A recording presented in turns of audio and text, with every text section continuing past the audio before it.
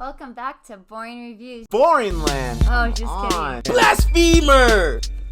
Hello, Right. Boring Review Nation! Kind of pointless. We know all things.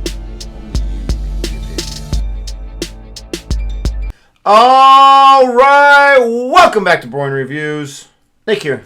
Jody there. And we are grateful that you decided to click on this video and to check this out. If you like anything from what you see from our reaction here today, please do us a huge favor and don't forget to Like and subscribe, and then hit that notification bell so you're aware of our next uploaded videos. We would really appreciate it. We are checking out another geography now. So far we have Pakistan, we have India, we have Norway, we have South Africa. Did I leave anything else out? I feel like we did. New Zealand? New Zealand, there we go. We got those fabulous five. And now it's time for number 6. Jody, which country are we checking out today? Denmark. Da-la-la-la-la. My homeland.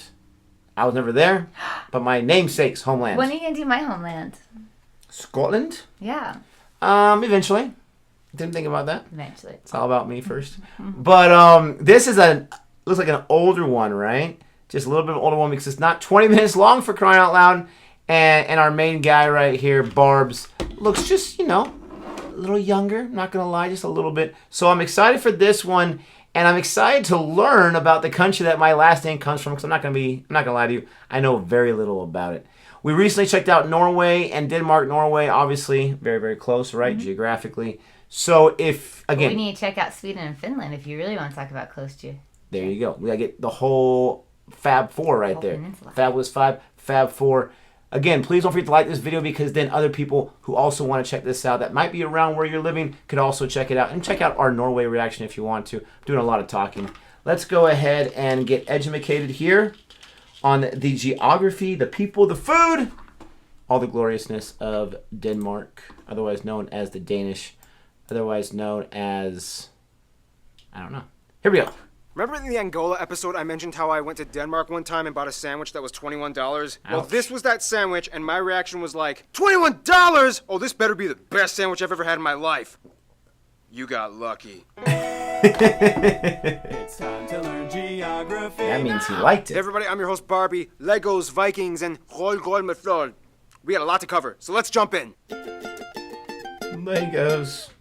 Denmark, the link between the rest of Europe and Scandinavia. So much to discuss. Denmark is classified as a Nordic country, hence located in the Northern European region, even though it's kind of like the southernmost state in the Nordics. Full disclaimer, ignore Wikipedia. I'm gonna pronounce the location names in their proper Danish context. So here we go. Denmark is made of the Jutland, not Jutland, peninsula that connects to Germany in the south, as well as 1,419 islands. Of those, only 443 are named, and 74 are inhabited. With the largest island being Sjælland, not Zealand, which is not to be confused with Dutch Zeeland, which is not to be confused with New Zealand, although they did get their name. I can't take it! That's too much information! It is connected to Fyn Island, not Finn Island, by the Great Belt Bridge, completed in 1998. The country is divided into 5 regions, the capital being Copenhagen, located on Sjælland. Copenhagen is home to a myriad of historical sites, palaces, statues, residential units that are all the same height and style, with pockets of colorful, quaint, cozy shops and cafes, and dangerous bicycle lanes that you are not supposed to walk on. Now this is where things are going to get a little spiced up, and by spiced up I mean freezing cold and covered in whale blubber. Denmark, for those of you who didn't know, is a kingdom, one of the last surviving ones in Europe, and is currently under the headship of chain-smoking Queen Margaret II. These still fall under Danish sovereignty and make up the massive Greenland Island and the Little Faroe Islands. Both of these places are radically different from mainland Denmark. For one, Greenland is primarily inhabited by native Inuit tribal peoples that live on the island and is 80% covered in ice year-round. The Faroe Islands are a conglomeration of 20-ish mystical, cloudy, windy islands that have this crazy-looking lake that looks like it's about to spill over the cliffs into the ocean. These two areas have their own self-governing home rule, otherwise only depending on Denmark for military, justice, currency, and foreign affairs. Otherwise, I mean, that's pretty much it. I mean, historically, they did try to kind of create an empire by colonizing parts of the Caribbean, Ghana, India, and then in the Nicobar Islands in the Indian Ocean, but they kind of ran out of money and ended up selling everything to other countries. Too bad. It would be awesome to see people in the Indian Ocean speaking Danish.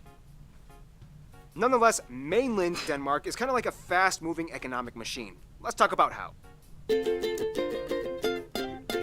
Now, when it comes to land makeup, Denmark is pretty flat. I mean, the highest point, Møllehoy, is only about 170 meters tall, and it looks like this. Otherwise, only about 13% of the country is forested, including the tree plantations, and the rest is pretty much used for agriculture that can produce enough food to feed about 15 million people. It's about 3 times the size of their entire population. Good for you, Denmark. Jeez, One thing Denmark yeah, is that's actually awesome. famous for growing is non-produce Self-sufficient. plants like grass, fodder, and Christmas trees. The highly sought-after Danish Nordmann fir has been classified as the Rolls-Royce of Christmas trees, and every gotta year get one of investors from those. Germany, the Netherlands, and even the UK jump in at the end of November and grab whatever they can before it's gone. Now, one thing you need to know is that like many other areas in the Nordic region, Denmark's weather can be quite dreary. First of all, Denmark is the only Nordic country that doesn't really get a lot of snow. Denmark is kind of like the mud pit located below the jet stream blocked by That's Norway too and bad. the UK. This means that even though it gets really cold, pressure systems rarely cause snow. This is also pretty much why everybody dresses like a J. Crew fall fashion line model on the streets. If you're gonna get wet and freezing, you may as well look good while doing it. Otherwise, yeah, I mean, pretty much the rest of Absolutely. Denmark is just rolling green plains with sandy beaches and quirky little islands that people like to hop over for camping trips in the summer. If we were gonna So talk cool. about Greenland and the Faroe Islands, we would get a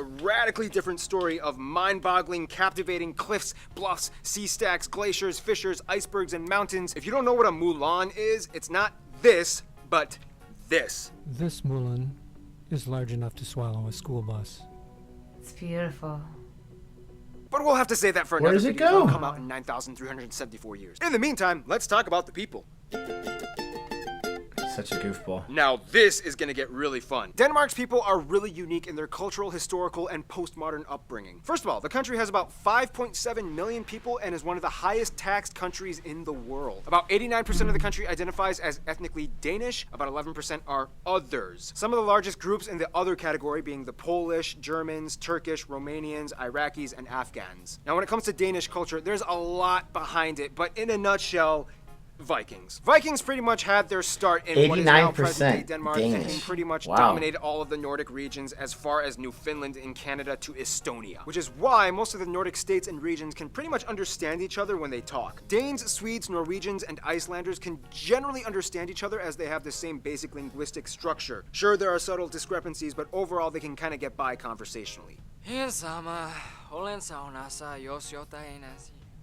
Granted, there's a saying, the Norwegian and Swedish languages sound like dancing fairies, whereas the Danish language sounds like a dude with a potato in his mouth. By the way, anybody who wants to learn Danish, full disclosure, it's gonna suck. The J makes the Y sound, the Y makes the U sound, the V makes a W sound, the R makes a R sound, the H is silent half the time, a ton of the letters are never even used, and don't even get started on A, U, and O. I kind of discovered a little trick though when I went to Denmark. When speaking Danish, all you really have to do is kind of like pronounce the first part of the word that you think makes a sound, and then just kind of like give up on the rest of the word. For example, Copenhagen, Nybrogen, Løvstrand. I'm literally just listing names of places in Copenhagen that I've been to. Honestly though, you really won't have much of a problem getting around if you speak English. Over 80% of the entire country, mostly the younger generation, speaks proficient younger English generation. to the point where they don't even Wow. need subtitles when watching American TV shows and movies. Also, keep in mind, Greenland has its own language that is completely unintelligible as it's an Inuit language closer to the indigenous Inuktitut and Yupik languages found in Canada and Alaska. And Faroese is pretty hard for most Danish people to grasp as it actually has more words rooted in the ancient Norse language, and it's actually more intelligible to Icelandic. Back to culture though, Denmark has definitely left its mark, whether it's notable figures like author Hans Christian Andersen, philosopher Søren Kierkegaard, or whether... Pronounce his name? That's actually how you pronounce his name. Wow. It's not Soren Kierkegaard.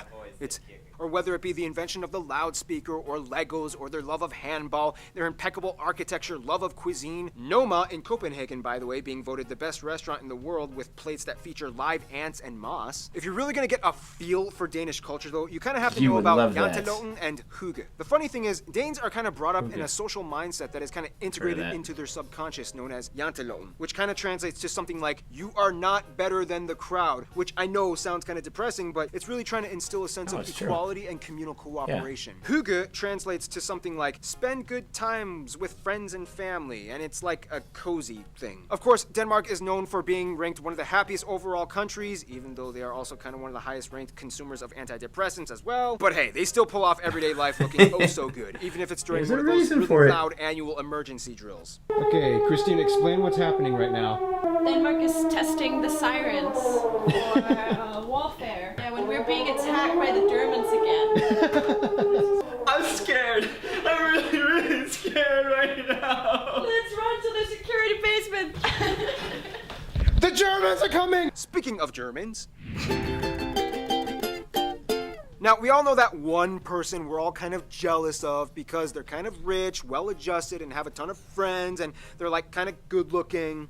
Well, that's Norway. Denmark is a little bit rockier. No, but seriously, for such a small nation, Denmark has a huge entourage of friends, and it's almost kind of hard for anyone in the world to dismiss them at a party. As a founding member of the EU and NATO, Denmark has had roots planted in diplomacy for decades. First off, Denmark generally gets along with Germany. Business between the Germans is a hugely integral part of their economy, and Denmark acts like the gateway to Scandinavia for them and the rest of Europe. The US and the UK are incredibly close as both tangible and cultural imports have been established for centuries. For a while, the Danes even took over parts of the UK, which is why to this day the English language still retains hundreds of Old Norse-derived words like leg, dog, and window. The closest friends, though, would have to be the Nordic countries, Finland, Sweden, Norway, and Iceland. These four are without a doubt Denmark's closest friends, even though Sweden and them have kind of had more wars and battles historically than any other two states in the world. They've moved on and grown up. Out of the Nordic countries, though, Norway would probably be considered their best friends. Danes are obsessed with Norwegians and often consider Norway the girlfriend they took away from Sweden. In conclusion, Denmark is the rich, rainy rascal that always seems to show up on time for every party, but somehow gets all his work done in an organized, efficient manner. Stay tuned, Djibouti is coming up next. Djibouti. Oh, too many dad jokes coming from that. So we worked with a lady. She works at the other school, our sister school, the smaller sister school, and she's from Denmark, and she absolutely loves it there. And she says she wants to go back once her child is done schooling, just because it would be too hard to take him from American schools to Danish schools. Why is that? And that's what I was going to ask, but we were actually in a training when we were chatting about it, and it started then. Word. But I'm gathering that their education is probably better than ours, and that he'd be too far behind. Oh, I was going to say, well, that'd be great. Let him get there and have a better experience. No, I think he'd Is be Denmark too far one of the places that pays their teachers like an absorbent amount? Or is that... I know Sweden is. Sweden, I think, no, to be perfectly honest, I think that the Scandinavian countries respect their teachers and pay them a lot more.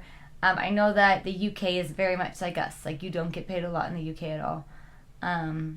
So, yeah. I bet Denmark would be a place to go. Someone's making the money, not just us. Anyways, this was super interesting because even geographically, I didn't realize, that it was just north of Germany right there. I did not realize how close to Germany they were either. I knew they were close to Scandinavia, but I guess I didn't really... So I guess I didn't know Germany's location on the map very well. Exactly. I mean, my goodness gracious. I didn't realize that they don't really get a lot of snow. I'm sure it probably snow. Hopefully for them it snows like once or twice a year because that'd be really nice. But to have like, Greenland and you have Norway and all, they're taking all that snow. I'd be like, come on, are you kidding me? It's freezing out here. It's miserable out here, but there's no snow. But they're so green and beautiful. I mean, yes. Well, they can feed. That's crazy. They have enough food for 3 times the people they have there. You would think everyone would be like super overweight because we got tons of food. It's not going to go anywhere. Well, they export it. Yes, obviously, so that's going to help their economy, right? But if they needed to, they can just keep it all for themselves. It's true. I mean, to be self-sufficient with food, that's a very strong and powerful thing. They're right there in the middle, so it could be like, everyone's surrounded us, but they're smart enough to be friends with everyone and figure it out. Maybe not so much Sweden and sometimes, but it says like right now they've gotten over it. I really liked that. It was a little shorter, so I liked that. But I liked the information that we got. It seemed like a nice, perfect amount, pacing-wise and whatnot. We didn't hear about the music, and that was just really tough. Didn't hear the music. Didn't hear much about the food. Not at all about the food. And they just said that they're known for their food and the most popular restaurant. But I'm very curious about their cuisine because that sounds yummy. Yeah, like is it what was it, Norway, like a lot of potatoes and whatnot, right? Mm-hmm. I just know that I like some Danish pancakes that we get at or no, they're Swedish pancakes. Never mind. I like Swedish pancakes at a restaurant we go to. Danishes. Are those from Denmark? I don't know. If you're from Denmark, first of all, we're probably related, honestly. Second of all, I wish. Second of all, I don't know why I wish. Are Danishes from Denmark? Or is that just some happy accident? A Danish. Yes, the pastries. We call them Danishes. Let us know. Comment below. Thank you so much for watching this. If you want us to check out a different country, your country perhaps that we've not checked out the reaction to for Geography Now, please let us know. Comment below. And if there's any Danish videos out there that we've got to check out, please let us know that as well. But with all that being said, until next time. Goodbye.